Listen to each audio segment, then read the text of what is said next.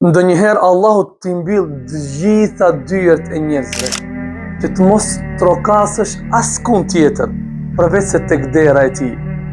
Dhe ndonjëherë ai e vonon atë që ti e kërkon, jo për të dënuar, por që ti të lutesh më shumë, të përkulesh më shumë dhe të mbështetesh vetëm tek ai.